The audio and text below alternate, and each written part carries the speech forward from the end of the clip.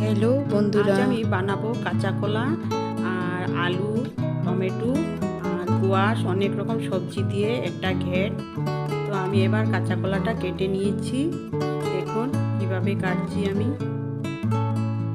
প্রথমে কাঁচা কলার খোসাটা ফেলে দিব, চুকলা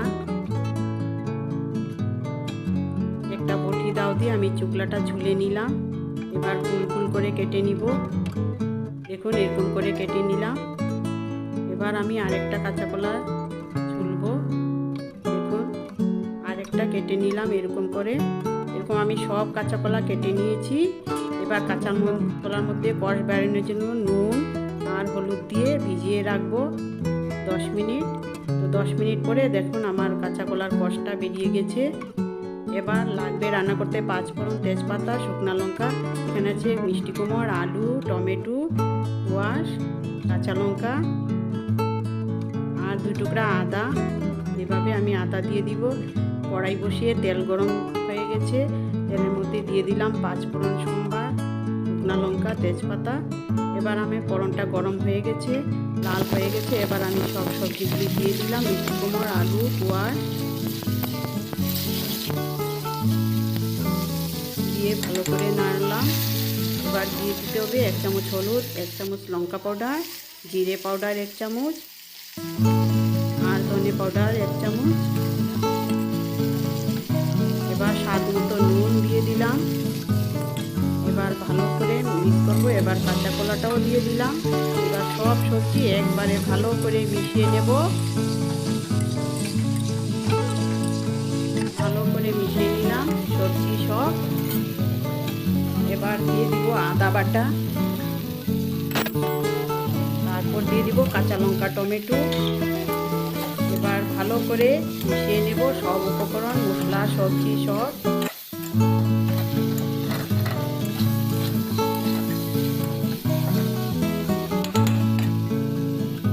এবার ঢাকা দিয়ে ঢেকে রাখলাম 10 মিনিট। এবার লাগবে গরম মশলা। আমি গোটা গরম মশলা এই যে এইভাবে করে বেটে নিলাম। এবার মাপ মতো জল দিয়ে দিলাম।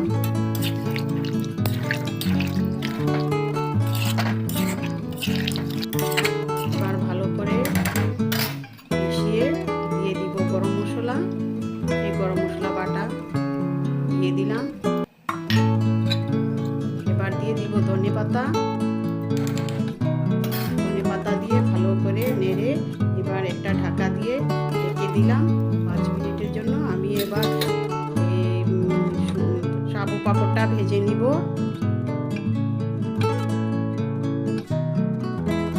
বন্ধুরা এই যে এইভাবে আমি সাবু পাঁপড় ভেজে নিলাম।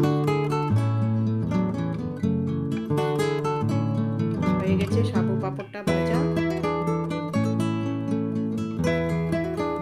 এবার দেখুন আমার সবজিটাও হয়ে গেছে। এবার একটা প্লেটে আমি সবজিটা নামিয়ে নেব। বন্ধুরা দেখুন আমার নিরামিষ ঘেটটা হয়ে গেছে।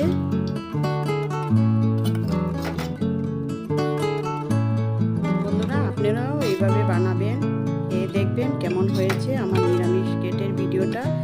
বন্ধুরা আর যদি ভালো লাগে, আপনারা যদি নতুন হয়ে থাকেন আমার ভিডিওতে একটা সাবস্ক্রাইব করবেন। বন্ধুরা এই যে আমার নিরামিষ ঘেট আর সাবু পাঁপড় একসঙ্গে আছে।